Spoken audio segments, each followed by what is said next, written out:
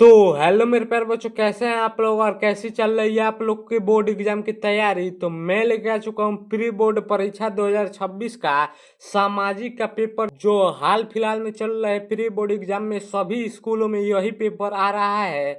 तो इस वीडियो को आप लोग पूरा देखिएगा और आप लोग को मैं पूरा पेपर सॉल्व कराने वाला हूँ। और इसका कोड है A 50,000। उसके बाद इसमें आपको 70 में से 70 मार्क्स दिलाने वाला हूँ। तो आप लोग इस वीडियो को पूरा देखिएगा। और यहाँ पे देखिए समय 3 घंटे 15 मिनट दिया गया है। और यहाँ पे निर्देश पढ़ लेते हैं तो 15 मिनट परीक्षार्थियों को प्रश्न पत्र पढ़ने के लिए निर्धारित है। और 20 अंक के बहुविकल्पीय प्रश्न दिए गए हैं और 50 अंक के गुणात्मक प्रश्न दिए गए हैं। तो सबसे पहले यहाँ पे चलते हैं तो खंड अ पे बहुविकल्पीय प्रश्न को सॉल्व करते हैं। तो यहाँ पे देखते हैं तो खंड अ दिया हुआ है बहुविकल्पीय प्रश्न। उसके बाद यहाँ पे देखिए नोट में दिया हुआ है निम्नलिखित प्रश्नों के उत्तर दिए गए अनुसार OMR शीट पर अंकित कीजिए। उसके बाद चलता है यहाँ पे पहले नंबर क्वेश्चन पे, तो पूर्ण जागरण युग का उदय किस देश में हुआ। तो ये हो जाएगा इटली, ऑप्शन नंबर बी हो जाएगा।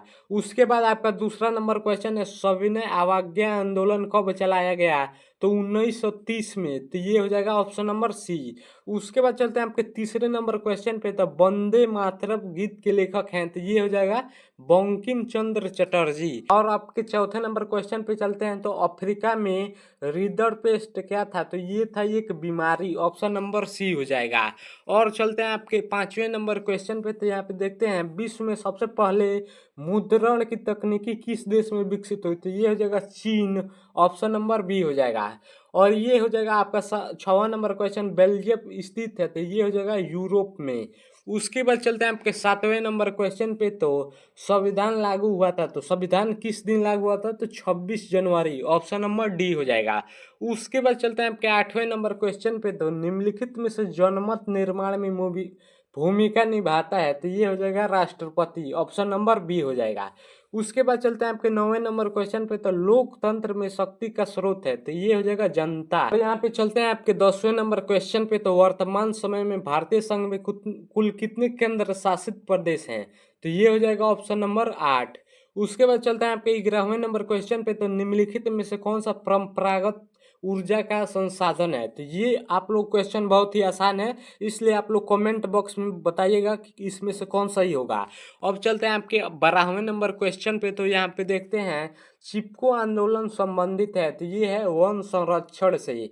और आपका 13वां नंबर क्वेश्चन है सलाल बांध किस नदी पर बना है। तो ये हो जाएगा चेनाब नदी पर सलाल बांध बना है। उसके बाद चलते हैं तो 14वां नंबर क्वेश्चन है भारत में प्रथम रेलगाड़ी कब चलाई गई। तो यहाँ पे हो जाएगा 1853 में भारत में पहली बार रेलगाड़ी चलाई गई पुणे और थाने के बीच में। अब चलते हैं आपके 15वें नंबर क्वेश्चन पे, तो वायु को प्रदूषित करने वाली गैस है। तो ये हो जाएगा sulphur dioxide, option number C हो जाएगा। उसके बाद चलते हैं आपके 16वें नंबर क्वेश्चन पे, तो यहाँ पे देखते हैं वह क्षेत्रक जिस पर सरकार का स्वामित्व होता है। तो सार्वजनिक क्षेत्रक हो जाएगा, ऑप्शन नंबर ए। आप लोग का ये 17वां नंबर क्वेश्चन है मुद्रा में किसे सम्मिलित किया गया है। तो इनमें से सभी हो जाएगा, सिक्कों को भी सम्मिलित किया गया है, करेंसी नोट को भी, और मांग जमा को भी मुद्रों में सम्मिलित किया गया है। उसके बाद चलते हैं आपके 18वें नंबर क्वेश्चन पे, तो सूचना और संचार प्रणाली का साधन नहीं है। तो ये क्या हो जाएगा, दूरदर्शन है और रेडियो भी है और इंटरनेट भी है। वायुसेना नहीं है। तो ये हो जाएगा ऑप्शन नंबर डी। उसके बाद चलते हैं आपके 20वें नंबर क्वेश्चन पे, तो उपभोक्ता को न्याय पाने के लिए कहाँ जाना चाहिए। तो ये हो जाएगा उपभोक्ता केंद्र, ऑप्शन नंबर सी। उसके बाद चलते हैं आपके 20वें नंबर क्वेश्चन पे, तो एक मार्ग किन वस्तुओं के लिए प्राचीन है। तो ये हो जाएगा खाद्य पदार्थों के लिए, क्योंकि उसी से उसका पता चलता है ये कितना शुद्ध है। अब चलते हैं आपके खंड ब वर्णनात्मक प्रश्न दिया गया है, जिसमें आपको 80 शब्द में लगभग उत्तर देना है। तो यहाँ पे आप लोग को पहला क्वेश्चन है नमक सत्याग्रह क्यों शुरू किया गया है, इसका संक्षिप्त में वर्णन कीजिए। तो ये आपका 4 मार्क्स हो जाएगा। और ये आप लोग को नहीं पता है तो ये नीचे वाला कर दीजिएगा। उसके बाद चलते हैं तो यहाँ पे उत्तरदायी शासन क्या है, इसकी 2 विशेषताएं बताइए। और ये आप लोग को नहीं मालूम है तो यहाँ पे लिख दीजिएगा भारत में महिलाओं के भेद भेदभाव के तरीकों का वर्णन कीजिए। तो ये आप लोग अपने से बना बना कर भी क्वेश्चन लिख सकते हैं, इतना आसान आसान क्वेश्चन है। उसके बाद चलते हैं आपके तीसरे नंबर क्वेश्चन पे। तो यहाँ पे वन संरक्षण की आवश्यकता पर प्रकाश डालिए। तो ये तो और भी आसान है। यहाँ पे आप लोग लिख दीजिएगा कि वन हमारे हमारे जीवन के लिए बहुत ही महत्वपूर्ण है, इसलिए वनों को नहीं काटना चाहिए। वनों के काटने से निम्नलिखित प्रभाव पड़ रहे हैं, जैसे वायु प्रदूषण। ये कुल पूरा लिख दीजिएगा आप अपने से बनाकर। आप लोग को एग्जामिनर 4 मार्क्स दे देगा। उसके बाद चलते हैं तो यहाँ पे भारतीय कृषि की प्रमुख समस्याओं का वर्णन करना है। तो ये आप लोग बनाकर भी लिख सकते हैं कि आप लोग को भारतीय किसान को सरकार को कुछ पैसे देने चाहिए, ताकि किसान आधुनिक तरीके से खेती कर पाए और अपनी फसलों को अच्छे से उगा पाए। और इसमें और भी जोड़ कर लिख दीजिएगा। और आपका चौथा नंबर क्वेश्चन है, भारतीय संविधान में वैश्विक के महत्व को विवेचना कीजिए। ये आप लोग को नहीं मालूम है तो ये लिख दीजिएगा, विश्व व्यापार संगठन क्या है, मतलब WHO क्या है। तो यहाँ पे लिख दीजिएगा आप लोग की विश्व व्यापार संगठन एक व्यापार का सबसे बड़ा संगठन है, जिसमें आप लोग को किसी भी व्यापारी को मतलब किसी भी देश के को व्यापार करने में मुद्रा की आवश्यकता पड़ती है, तो वो विश्व व्यापार संगठन से मांग सकता है। ऐसे आप लोग जोड़ के लिख दीजिएगा, आपको पूरा मार्क्स मिल जाएगा। उसके बाद से चलते हैं आपके वर्णनात्मक प्रश्न में। जैसे 150 वर्ड में आप लोग को आंसर देना है, तो यहाँ पे आप लोग को टिप्पणी लिखना है। 5वां नंबर क्वेश्चन है, 6 मार्क्स का आंसर है। तो यहाँ पे आप लोग को चौरा चौरी घटना पर लिख दीजिएगा कि चौरा चौरी घटना आप लोग को गोरखपुर में हुआ था। और यहाँ पे गांधी जी की दांडी यात्रा को लिख दीजिएगा कि आप लोग को नमक कानून तोड़ने के लिए गांधी जी ने दांडी यात्रा किया था, जो साबरमती से दांडी तक का था, और जिसमें 10 मील पैदल चले थे। ऐसे आप लोग बना बना कर लिख लीजिएगा।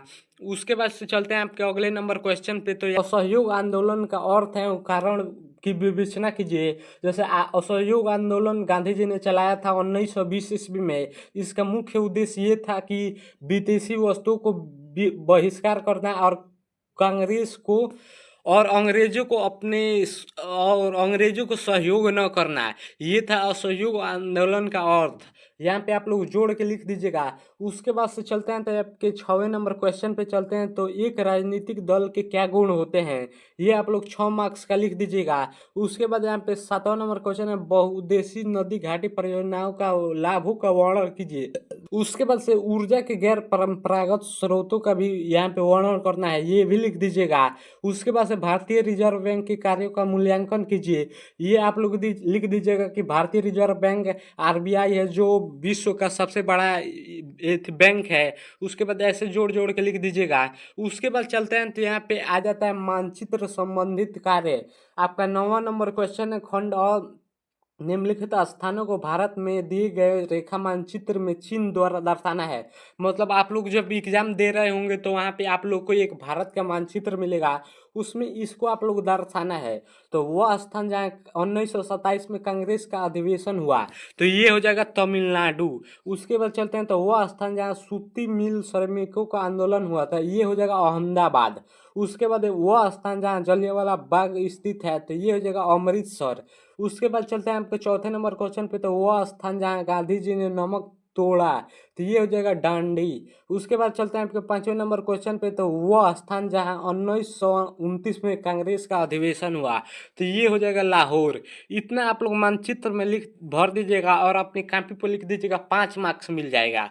अब चलते हैं आपके खंड ख पे। तो यहाँ पे भारत में दिए गए रेखा मानचित्र को निम्नलिखित में से दर्शाना है। जैसे महानदी को चिन्ह द्वारा दर्शाना है, और भारत में पूर्वी तट पर स्थित पतन का मतलब बंदरगाह का भी नाम दर्शाना है। उसके बाद जूट उत्पादक क्षेत्र जैसे अहमदाबाद गुजरात को दर्शा दीजिएगा। उसके बाद एक परमाणु ऊर्जा केंद्र जैसे महाराष्ट्र में है तारापुर परमाणु ऊर्जा केंद्र, और उत्तर प्रदेश में है नौरौरा परमाणु ऊर्जा केंद्र। उसके बाद से चावल का एक प्रमुख क्षेत्र लिख दीजिएगा, जैसे पंजाब।